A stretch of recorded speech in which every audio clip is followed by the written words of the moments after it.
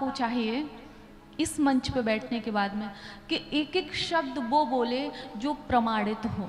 अगर गुरुजनों से, संतजनों से कुछ सुना हुआ बोला जाता है तो बताया जाए, क्योंकि यहाँ की सुनी हुई बातें पूरे विश्व में जाती हैं, सब सुनते हैं, और यहाँ की बातों को सुनकर कोई अपना जीवन बदल रहा होता है, कोई अपना जीवन बदलने की सोच रहा होता है। तो हर बात प्रमाणित होनी चाहिए, जो हमारे पुराण में है, जो हमारे शास्त्र में है, जो भगवत गीता में है, जो श्री रामचरितमानस में है, और ये जिम्मेदारी हर वक्ता की है। तो बोलिए बांके बिहारी लाल की, राधा रमण सरकार की। तो कुंती मैया स्तुति करती हैं, नमस्ते पुरुषम त्वाद्यम ईश्वरम प्रकृति परम अलक्ष्यम सर्वभूतानाम अंतर्बहिर्विस्थितम। भगवान से कहा कि प्रभु आप समस्त देहधारियों के भीतर भी हो और बाहर भी हो, दिखाई क्यों नहीं देते? माया का पर्दा जो लगा है इसलिए नहीं देते हो।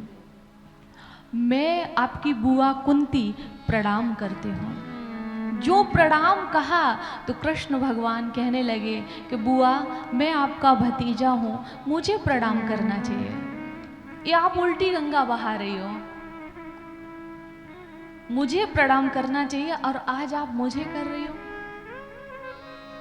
तो कुंती ने कहा कि मैं प्रणाम अपने भतीजे को नहीं कर रही हूँ, ये प्रणाम कर रही हूँ जो अखिल कोट ब्रह्मांड का नायक है, जो सर्वेश्वर है, जो सबकी आत्मा का ईश्वर है, ये प्रणाम मैं उसको कर रही हूँ। तुमने मुझे मुसीबत से बचाया, मेरे बालकों की रक्षा की, आज तक कुछ होने नहीं दिया, मेरी पुत्र वधू को बचाया। ये लिखा है विशान महाग्ने पुरुषाद दर्शना असत सभाया वनवास कृच्छ्रता। वो प्रसंग याद किया है आज माता कुंती ने कि जब पांडव जुए में हार जाते हैं द्रौपदी को। महाभारत में लिखा है कि जब जुआ का आयोजन हुआ है, आज मैं आपसे एक संकेत और कर दूं कि लोग ये भी कहते हैं कि पांडवों ने जुआ खेला। सच पूछो, खेला नहीं, खिलवाया गया। पहले बड़ों की आज्ञा का पालन किया जाता था। दुर्योधन के कहने पर धृतराष्ट्र ने युधिष्ठिर को आज्ञा दी कि तुम जुआ खेलो। ध्यान से सुनिएगा इस बात को, महाभारत में लिखा है, मैं अपने पास से नहीं कह रही हूं। दुर्योधन ने ये कहा, जब यज्ञ किया था इन्होंने पांडवों ने, तो राजा महाराजाओं का आना था, और भी जो रिलेशन के लोग थे वो भी आ रहे थे, पड़ोसी भी आ रहे थे। तो जब हम किसी के यहाँ कोई कार्य होता है तो कुछ लेकर ही जाते हैं ना। आप बर्थडे पार्टी में जाते हो तो गिफ्ट लेकर जाते हो, आप शादी विवाह में जाते हो तो आप गिफ्ट लेकर जाते हो। तो ऐसे ही सब उपहार ले लेके आ रहे थे, और उसका जो हिसाब कौन कर रहा था? दुर्योधन। दुर्योधन को हो गई ईर्षा, तो उसने अपने पिता धृतराष्ट्र से कहा कि पांडवों का वैभव हमसे देखा नहीं जाता है, हमको ईर्षा हो रही है, हमको जलन हो रही है। ये कहा हमसे देखा नहीं जाता है, तो आप ऐसा करिए, या तो मैं मृत्यु को गले लगा लूं, मैं मर जाऊं, और या फिर पांडवों से कहिए कि वो जुआ खेलें, और जुआ में ये शर्त रखी जाएगी कि जो हार जाएगा उसको राज्य छोड़ना पड़ेगा।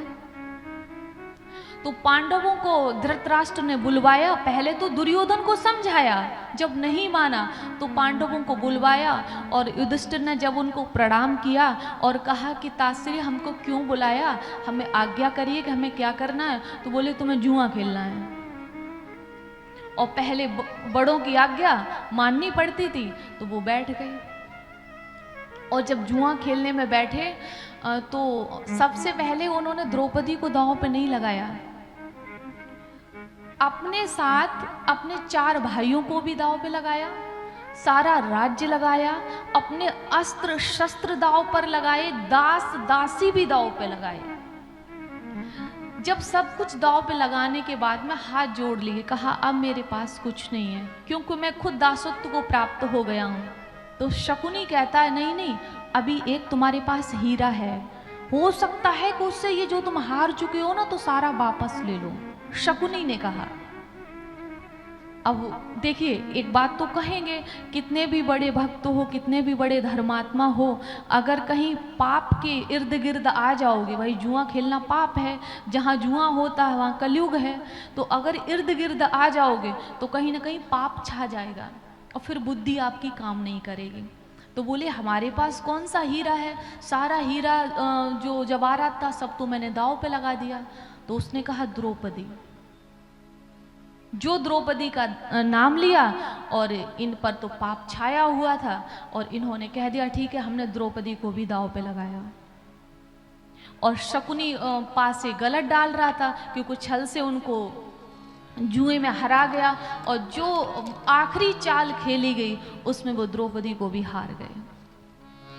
और जब द्रौपदी को हार गए तो कहा कि अब तो द्रौपदी दासी हो गई। कौरवों ने अट्टहास किया, खूब हंसे हैं, अट्टहास किया, अब तो दासी होगी, अब तो अपनी दासी बनाएंगे।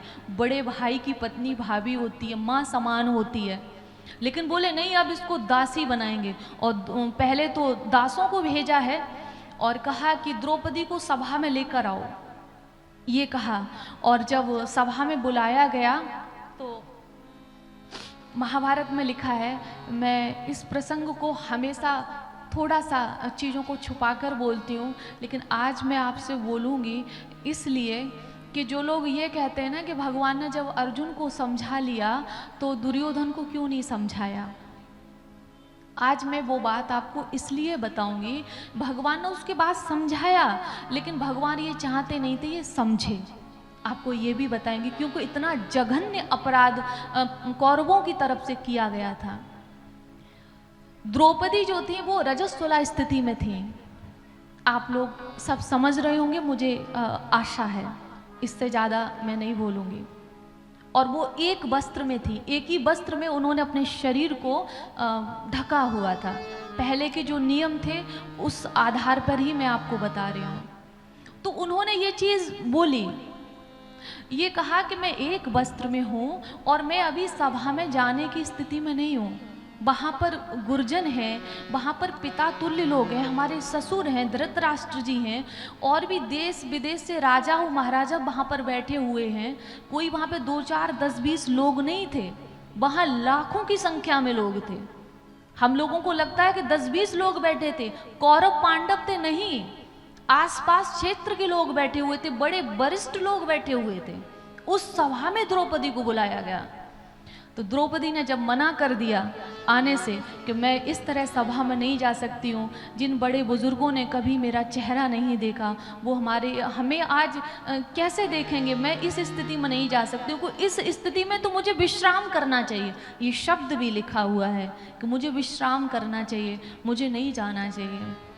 तो जब ये बात दास ने आके बता दी कि द्रौपदी ने इस प्रकार कहा हुआ है, सारी बात बता दी गई, तो दुर्योधन ने दुशासन से कहा कि अगर वो नहीं आ रही तो वो दासी है, अब इस घर की रानी नहीं है, बहू नहीं है, दासी है, तो उसे घसीट कर लेकर आओ, सभा में लेकर आओ और हमारे पास में बिठाओ उसको।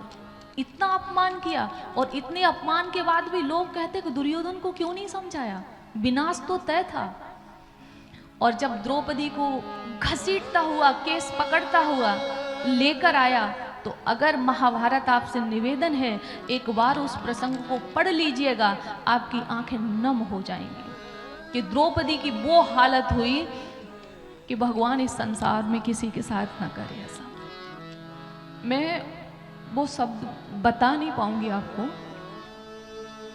अगर कोई देखना चाहे तो मेरे से पर्सनल मिलके देख सकता है, मैं वो पेज खोल के दिखा दूंगी, आप लोग पढ़ सकते हैं।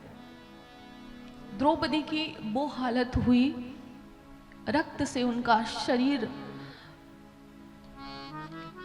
खराब हुआ, वो स्थान खराब हुआ, वस्त्र उनके खराब हुए और दुशासन अपमान कर रहा है, इतने पर भी उनको वस्त्रहीन करने की कोशिश कर रहा है। द्रौपदी भीष्म पितामह से कह रही है कि मेरी रक्षा करिए, मैं इस घर की पुत्र वधू हूँ, इतिहास क्या कहेगा कि मुझे ऐसी स्थिति में यहाँ लाया गया है, आपने कभी मेरा मुख नहीं देखा, आज आप मेरा निर्वस्त्र शरीर देखेंगे, आप लोग कुछ बोल क्यों नहीं रहे हैं। द्रौपदी ने कहा ये सब, धृतराष्ट्र जी से कहा कि पिताश्री अगर आप अपने बेटों को रोकें तो ये मुझे स्पर्श नहीं कर सकते। उन्होंने कहा बेटी हमें दिखाई नहीं देता है। तो वो कहते बेटी आपको दिखाई नहीं देता, सुनाई तो देता है। आप इस पीड़ा को सुन तो रहे हैं ना, तो आप रोक क्यों नहीं रहे हैं? सब नीचे शीश झुका लेते हैं। अगर उस सभा में कोई बोला है तो विदुर जी बोले हैं। और जितना अपमान कर्ण ने किया है उस सभा में द्रौपदी का, कि जो स्त्री 5-5 पतियों के साथ रहती है उसका मान क्या, उसका सम्मान क्या, ये शब्द कर्ण के थे। दुर्योधन कहता है कि इसको वस्त्रहीन करके मेरे पास बिठाइए। दुर्योधन कहता है भीम ने जंघा को तोड़ा ही इसलिए था, आप थोड़ा सा संकेत में सुनिएगा, जो अपने वस्त्रों को दुर्योधन पहने था उसको हल्का सा संकेत महाभारत में दिया कि हटाते हुए बोला कि द्रौपदी को यहां बिठाइए। इसलिए भीम ने उसकी जंघा को तोड़ा था कि तू कहता था कि द्रौपदी को यहां बिठाइए तो तेरी जंघा ही नहीं बचेगी। और दुशासन का वक्षस्थल, दुशासन की बाजुओं को फाड़ दिया था, और अगर आप पढ़ेंगे तो वो रक्त को मुख में लगाया था भीम ने। ये हालत द्रौपदी की थी, भारत की नारी की ये हालत, कृष्ण की सखी की ये हालत। इतना अपमान किया था। महाभारत का युद्ध तो होना ही था। द्रौपदी की रक्षा भगवान ने की, वो तो आपको सबने को पता ही है।